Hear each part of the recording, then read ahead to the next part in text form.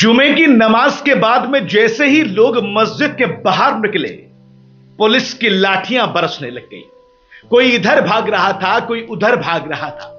चप्पलें जूते इस बात का गवाह है कि कितने ही लोग वहां से अपने आप को बचाकर भागने लगे। ये आज जो कुछ हुआ, इसको देखकर सवाल उठाने लाजमी है और सवाल उठते भी हैं। नमस्कार, मेरा नाम अफी हिंदुस्तानी और आप देख रहे हैं बेबाक आवाज टीवी। आई लव मोहम्मद का एक प्रोटेस्ट आज इस कगार पर पहुंच गया कि कानपुर से शुरुआत होकर देश के अलग अलग राज्यों में इसकी गूंज देखी जा रही है। महाराष्ट्र, कर्नाटका, तेलंगाना, हैदराबाद, कुशीनगर, उत्तराखंड में और उत्तर प्रदेश के कई अलग अलग जगह पर आज कुछ बरेली में ऐसा देखने को मिला जो इससे पहले शायद ही आपने कभी मस्जिद के या मंदिर के बाहर देखा होगा। दरअसल मौलाना तौकीर रजा की एक आवाज पर बहुत सारे मुस्लिम लोग आई लव मोहम्मद का बैनर लेकर सड़कों पर उतर गए और आई लव मोहम्मद का वो बैनर लेकर जब वो सड़कों पर उतरे तो फिर माहौल बदल गया। हुआ ये कि जब ये लोग सड़कों पर उतरे आई लव मोहम्मद का बैनर लेकर, आई लव मोहम्मद के नारे लगाते हुए, तो पुलिस ने उस भीड़ को खदेड़ने के लिए लाठीचार्ज कर दिया। लेकिन इससे पीछे की कहानी क्या है, जरा ये समझने की कोशिश कीजिएगा। दरअसल मौलाना तौकीर रजा ने जिला प्रशासन से इस बात की इजाजत मांगी थी कि वो एक जुलूस या फिर एक रैली निकालना चाहते हैं और उस रैली में वो राष्ट्रपति के नाम डीएम को एक ज्ञापन सौंपना चाहते हैं। आई लव मोहम्मद का जिस तरह से लगातार प्रोटेस्ट देखा जा रहा है, उस प्रोटेस्ट के मद्देनजर मौलाना तौकीर रजा डीएम को यह ज्ञापन सौंपने वाले थे। फिर अचानक जो खबरें आ रही हैं, उन खबरों के मुताबिक मौलाना तौकीर रजा ने इस प्रोटेस्ट को, इस रैली को कैंसिल कर दिया। जिला प्रशासन को शायद इसकी खबर नहीं थी या फिर खबर थी, लेकिन उसके बाद में मौलाना तौकीर रजा का एक वीडियो सामने आता है जिसमें वो कहते हैं कि उनको ये प्रोटेस्ट करना है, बड़े शांति के तरीके से करना है। वो राष्ट्रपति के नाम डीएम को एक ज्ञापन सौंपने वाले हैं और अगर प्रशासन उनको रोक टोक करता है, उनको वहां जाने से रोकता है, तो इसका जिम्मेदार प्रशासन होगा। मौलाना तौकीर रजा इस वीडियो में कहते हुए नजर आ रहे हैं। साथ ही मौलाना तौकीर रजा यह भी कहते हुए नजर आ रहे हैं कि वो शांतिपूर्ण तरीके से अमन का पैगाम लेकर राष्ट्रपति के नाम डीएम को ज्ञापन सौंपने वाले हैं।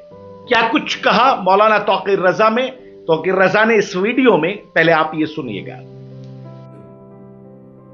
एक ज्ञापन देना चाहते हैं, इसमें किसी किस्म की कोई उलझन, कोई दिक्कत, कोई परेशानी नहीं है।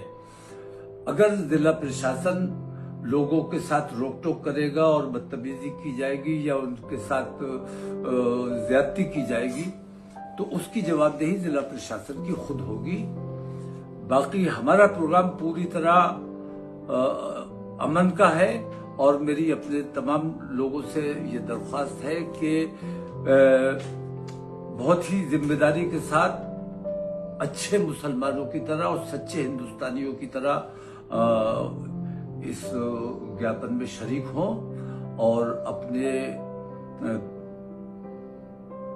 बेदारी का सबूत दें और किसी किस्म का गैर कानूनी और गैर शरई नारा न लगाया जाए। दुरूद शरीफ पढ़ते हुए आए, क्योंकि रसूल आजम की शान में गुस्ताखी की गई है, तो दुरूद शरीफ पढ़ते हुए आएंगे और दुरूद शरीफ पढ़ते हुए जाएंगे। किसी किस्म की कोई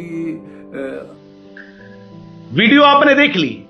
अब कुछ अचानक ऐसा हुआ जो नहीं होना चाहिए था, यानी बवाल हो गया।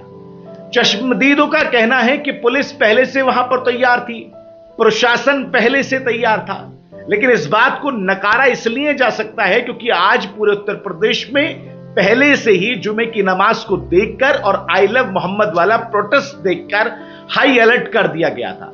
अलग अलग जिलों में, अलग अलग जगहों पर पुलिस प्रशासन मुस्तैदी के साथ में खड़े हुए थे, लेकिन उनमें से चश्मदीद ये कहते हैं कि किसी भी तरह का कोई भी बवाल नहीं था, किसी भी तरह की वहां पर शांति भंग करने की कोशिश नहीं की गई थी।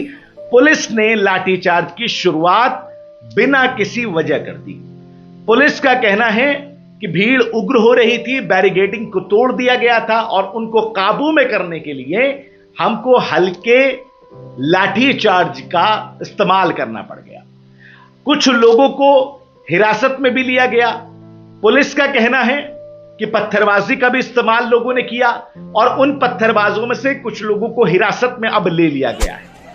अब सवाल एक ये कि क्या मौलाना तौकीर रजा ने जिस तरह से अपने इस प्रोटेस्ट को टाल दिया था, फिर दोबारा करने की जरूरत क्या थी? और अगर कर रहे थे तो फिर पुलिस प्रशासन के पास में उसकी जानकारी क्यों नहीं थी? सवाल प्रशासन पे ये कि जब वहां पर आप लोगों को समझा रहे थे, बुझा रहे थे, उनको वापस भेज रहे थे, तो फिर लाठी का इस्तेमाल क्यों किया गया? जिस तरह से चश्मदीद बता रहे हैं कि पुलिस ने पहले लाठी का इस्तेमाल किया, तो फिर आपको यह लाठीचार्ज की इजाजत किसने दे दी? चश्मदीदों का कहना है कि वहां पर पुलिस पूरी तैयारी में थी। सवाल बहुत सारे, लेकिन अभी तक इसका उत्तर नहीं मिल पाया है। लेकिन आई लव मोहम्मद वाला प्रोटेस्ट लगातार पूरे देश के अंदर अब बढ़ता जा रहा है। साथ ही साथ आई लव मोहम्मद के प्रोटेस्ट के साथ में, बैनर के साथ में एक और स्लोगन निकल कर आ गया, आई लव महादेव का। इधर आई लव मोहम्मद और उधर आई लव महादेव। यानी या तो ये बहुत बड़ी सियासत है, या तो बहुत बड़ी राजनीति है, या तो कोई फायदा उठाने के लिए इस तरह की चीजों का इस्तेमाल कर रहा है, या फिर ये क्यों हो रहा है, ये सवाल खड़ा हुआ है। आपको क्या लगता है, ये बरेली वाला मामला कितना सही, कितना गलत, गलती किसकी? आप थोड़ा कमेंट बॉक्स में बताइएगा। साथ ही साथ आई लव मोहम्मद और आई लव महादेव का ये जो बैनर वाला खेल अब खेला जा रहा है, इसमें फायदा किसको? क्या ये सियासी हथकंडा है या फिर कुछ और है?